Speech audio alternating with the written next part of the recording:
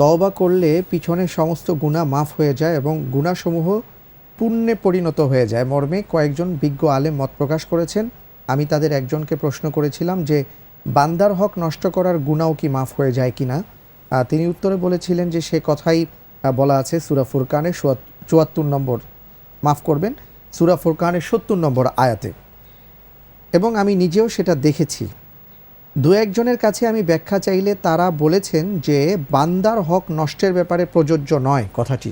এখন প্রশ্ন হলো যে বান্দার হকের ব্যাপারে প্রযোজ্য নয় মর্মে পবিত্র কোরআন মজিদে কোনো আয়াত আছে কিনা। কোরআন কারীমের সামগ্রিক নির্দেশনা এবং হাদিস শরীফের বারংবার উদ্ধৃতি থেকে বোঝা যায়, এবং এটা হলো আল্লাহর ইনসাফের মূল কথা। আল্লাহ মালিক ইয়াউমুদ্দিন, আল্লাহ তাআলা যে মুনসিফ আদেল, এই ইনসাফের মূল বিষয় হলো আল্লাহরটা মাফ করেন। আল্লাহ যদি আমরা একজনের টাকা মেরে দিলাম, আল্লাহ ওটা মাফ করে দিলেন আমার নামাজ রোজা দেখে, তাহলে তো ওই বান্দার ইনসাফ হলো না। তো এই জন্য এটা কোরআন এবং হাদিসের সামগ্রিক শিক্ষা যে আল্লাহ তাআলা মানুষের হক ক্ষমা করেন না। এ বিষয়ে হাদিস শরীফে বারবার রিপিট আসছে যে মান কানা লাহু মাযলামাতুন লিআখিহি মিন আরদিহি আও মালিহি ফালিয়াতাহাল্লাল মিনহুল ইয়াওম মিন ক্বাবলি আল্লা ইয়াকুনা দীনানুন ওয়ালা দিরহাম। যদি কেউ কারোর উপর কোনো জুলুম করে থাকে, তার সম্পদ অথবা সম্ভ্রম নষ্ট করে, অর্থাৎ গীবত করেছে, তার মালপত্র কেড়ে নিয়েছে, সে যেন দুনিয়া থাকতে থাকতে তার কাছ থেকে মুক্ত হয়ে যায়। কিয়ামতের দিন মুক্ত হওয়ার কোনো পথ থাকবে না। আল্লাহ তাআলা ওই তার গুনাহগুলো এঁকে দেবেন, এর গুনাহগুলো ওকে দেবেন ইত্যাদি, আপনারা জানেন এগুলো।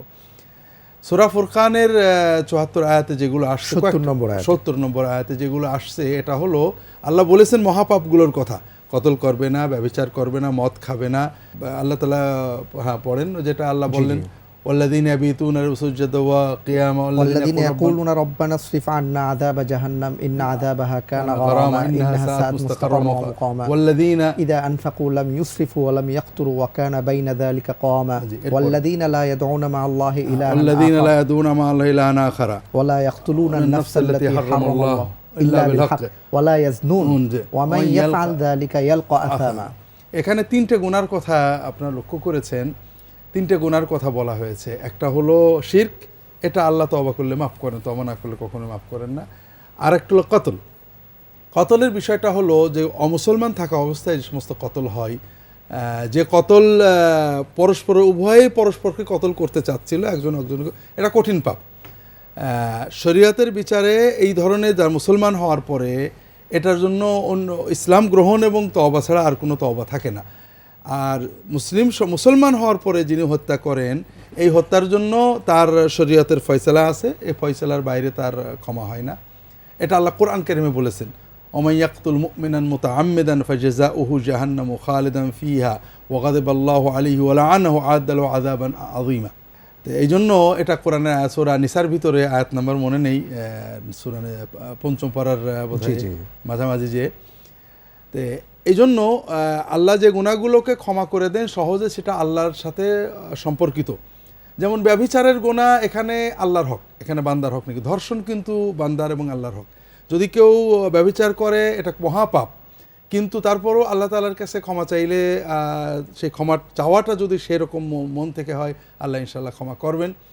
কিন্তু যদি এর সাথে অন্য কোনো বান্দার হক জড়িত থাকে, এটা আল্লাহ মাফ করেন না। যেমন খুনের ব্যাপার আল্লাহ তাআলা কোরআন কারীমে বলেছেন।